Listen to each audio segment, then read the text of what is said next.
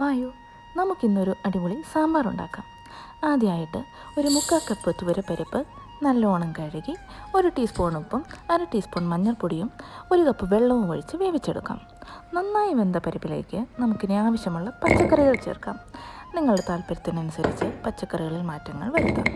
ഞാനിപ്പോൾ 1/4 കപ്പ് വീതം പുറമേയുള്ള തൊലി കളഞ്ഞ കഷ്ണങ്ങളായി നുറുക്കിയ ക്യാരറ്റ്, ഉരുളക്കിഴങ്ങ്, സവാള, പിന്നെ ഒരു പകുതി ബ്രിഞ്ചോൾ, ഒരു പീസ് തൊലിയും കുരുവും കളഞ്ഞ പടവലങ്ങയും വെള്ളരിക്കയും, പിന്നെ ഒരു 4-5 അമരപ്പയർ അല്ലെങ്കിൽ സാദാ പയറോ ബീൻസോ ആയാലും മതി. പുറത്തെ തൊലി കളഞ്ഞ ശേഷം കട്ട് ചെയ്തെടുത്ത ഒരു മുരിങ്ങയ്ക്ക, പിന്നീട് ഒരു 3 പച്ചമുളകും ഒരു തണ്ട് കറിവേപ്പിലയും. ഇനി ഇതിൽ ചേർക്കാനുള്ള പൊടികൾ ഏതൊക്കെയാണെന്ന് നോക്കാം. 2 ടേബിൾ സ്പൂൺ മല്ലിപ്പൊടി, 1/2 ടേബിൾ സ്പൂൺ സാദാ മുളക് പൊടി, 1/2 ടേബിൾ സ്പൂൺ കാശ്മീരി മുളക് പൊടി, 1/4 ടേബിൾ സ്പൂൺ കായപ്പൊടി, പിന്നെ 1/2 ടേബിൾ സ്പൂൺ സാമ്പാർ പൊടി,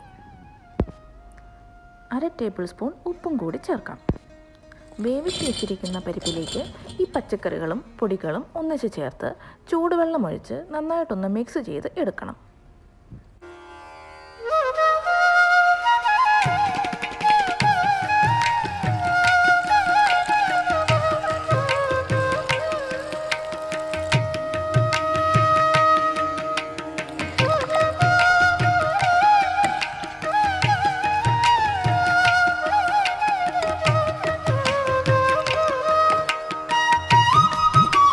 കുക്കറിൽ ഒരു വിസിലടിക്കുന്നത് വരെ വേവിച്ചതിന് ശേഷം കുക്കർ ഓഫ് ചെയ്യാം.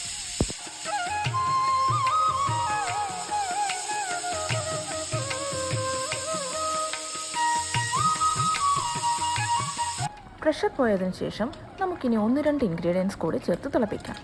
ആദ്യമായിട്ട് 1/2 തക്കാളി നുറുക്കിയതും ഒരു ചെറിയ കഷ്ണം പിഴുപുളി വെള്ളത്തിലിട്ട് ലയിപ്പിച്ചെടുത്തതും ചേർക്കുക. പുളി ചേർത്ത് തിളപ്പിച്ചതിന് ശേഷം ഉപ്പ് നോക്കുക. ഞാനിവിടെ 1/2 ടേബിൾ സ്പൂൺ ഉപ്പ് കൂടി ചേർത്തിട്ടുണ്ട്. നമുക്ക് വേണ്ടുന്ന ഒരു കൺസിസ്റ്റൻസി വരെ ചാറ് കുറുക്കി എടുത്തതിന് ശേഷം തീ ഓഫ് ചെയ്തേക്കുക. മല്ലിയില ഇഷ്ടമുള്ളവർക്ക് ഈ സ്റ്റേജിൽ അല്പം മല്ലിയില കൂടി ചേർത്ത് ഇളക്കി വാങ്ങാവുന്നതാണ്.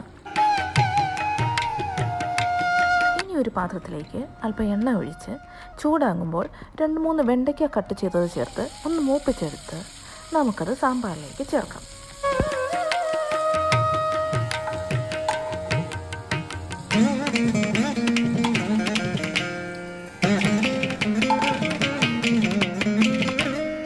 അതിനുശേഷം അതേ എണ്ണയിൽ 1/2 സ്പൂൺ കടുകിട്ട് പൊട്ടിച്ച് പിന്നീട് അതിൽ 3 വറ്റൽമുളകിട്ട് മൂപ്പിച്ചെടുക്കുക.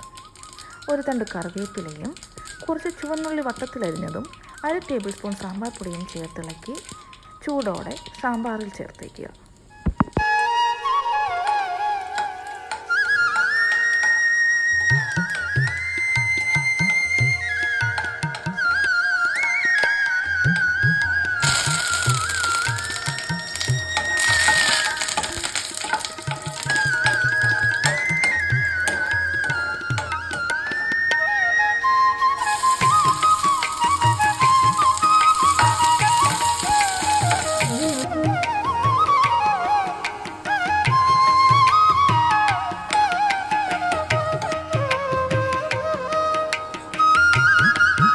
കടുക് വറുത്തത് സാമ്പാറിൽ ചേർത്ത് നന്നായിട്ടൊന്ന് ഇളക്കിയതിന് ശേഷം ഒരു 10 മിനിറ്റ് കൂടി അടച്ച് വെച്ച് ഉപയോഗിക്കുന്നതായിരിക്കും നല്ലത്. ഇതിപ്പോൾ അല്പം കുറുകിയ സാമ്പാറാണ്. നിങ്ങൾക്ക് വേണമെങ്കിൽ കുറച്ചുകൂടി ചാറ് കൂട്ടി എടുക്കാവുന്നതേ ഉള്ളൂ. ഉണ്ടാക്കി നോക്കിയിട്ട് അഭിപ്രായം കമൻ്റായി രേഖപ്പെടുത്തണേ. Thank you.